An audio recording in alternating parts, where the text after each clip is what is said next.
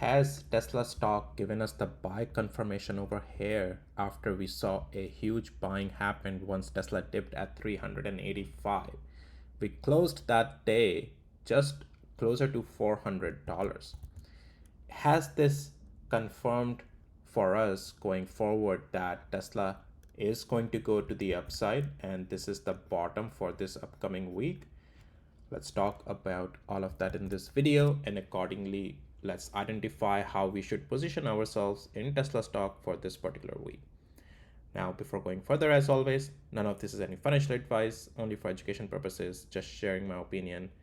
Please do your own thing. So, Tesla, guys, lately has been dancing around. Let's not ignore that fact. You are aware about it, but along the ways,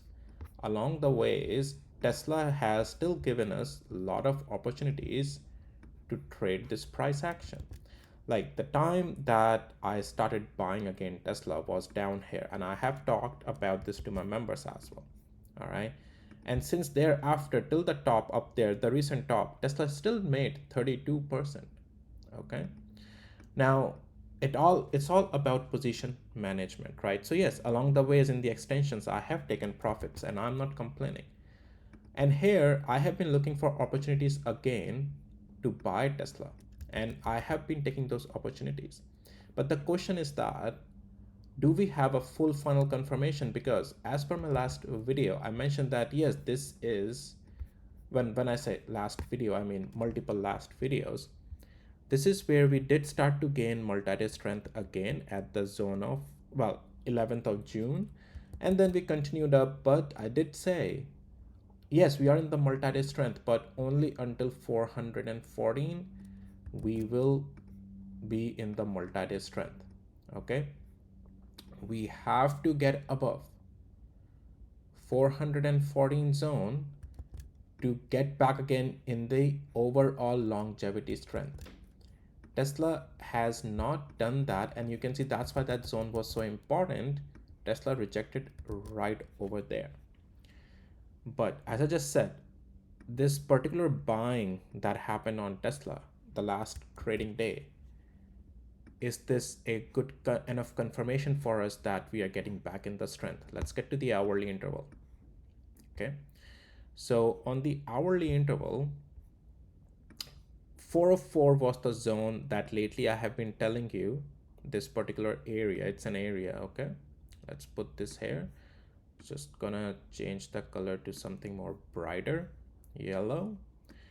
And here, as you can see, when we made our way up slowly and slowly through the strength, I mentioned that we are holding good zones, good significant levels, right?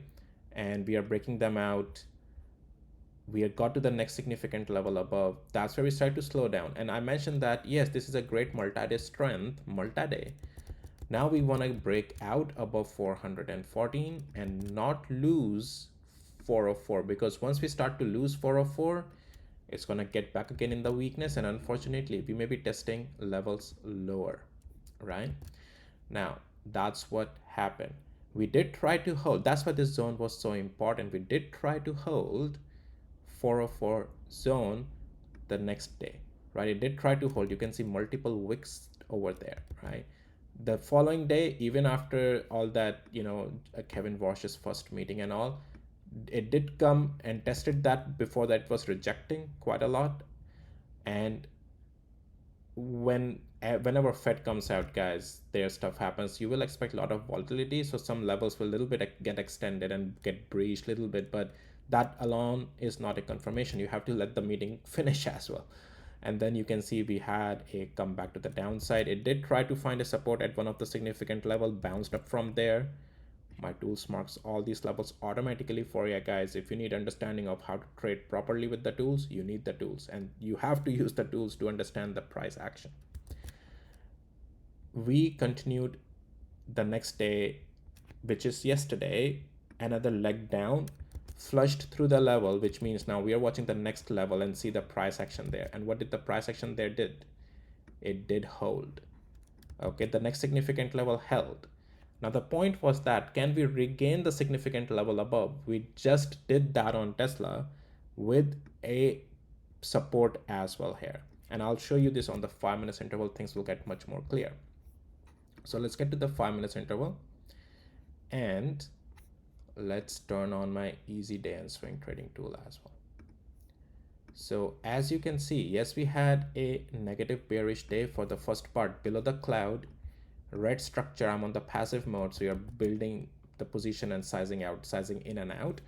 And this is where your structure turned in the bounce again, and we continued up in the green structure. Bit of a cool off, that's fine. That's where it's trying to show us the support of the significant level, right? And when we had enough confirmation, you can see structure is green again. This is for day trading. You can use these tools on swing trading as well. Just turn it on higher time frame. It will give you everything that you need to know. I'm just showing you for the day trading. If you need access to these tools, guys, details will find in the description of this video. It makes trading really easy. Without the tools, you'd have no clue what to do. With the tools, you know exactly where to make your decisions, right? So anyways, so the point is that that zone that Tesla bounced up from is a good strengthful structure. The very day it has tested a significant level and gained a one level above, it is in a good standing for us to play the upside this week. Now, we are not fully out of the woods yet, but we have enough confirmation that multi-day weakness that we had over here is showing a sign to be over. Now, how do we play this thing? 393 area. Let's mark this.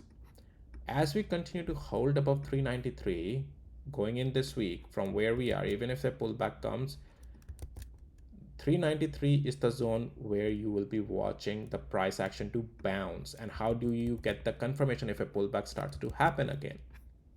5 minutes interval. Closer to 393, you can use my, there are ways of also identifying stabilization, but if you want to make it very easy, use my easy day and swing trading tool. Okay, I just turned it on, and at that zone you will have to see if a pullback happens, you will have to see a green structure come or start to happen for that. Okay, that will be a sign that level is holding. You will still have to have a risk management, but that will at least give you an early indication that okay, now we have a confirmation that the bounce is holding and we can push through. It doesn't have to test 393 all the way down. Okay, and my tools will tell you everything in real time, especially the other one that I showed you. But the point is that 403 and 404 is the next level above you are watching. Now, this is a very critical zone and moment for us going in this week. Is getting above 404 at this point most likely will put us above 414 eventually this time.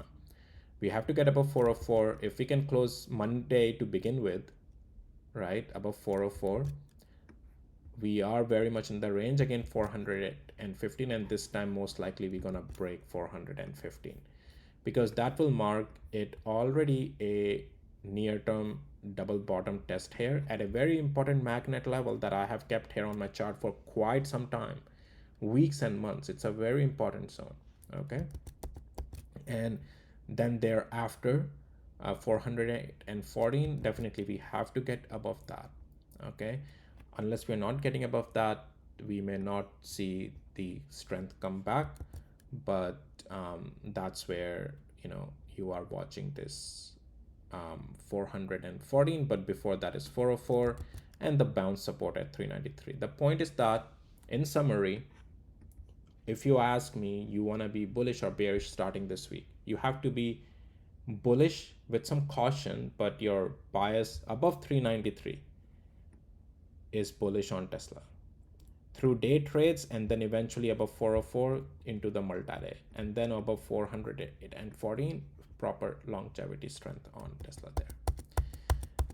If you like this video, found it helpful, please hit the like and subscribe. That helps out a lot. If you need access to my tools, details you will find in the description of this video. With that, guys, I'll see you in my next videos. Take care. Bye.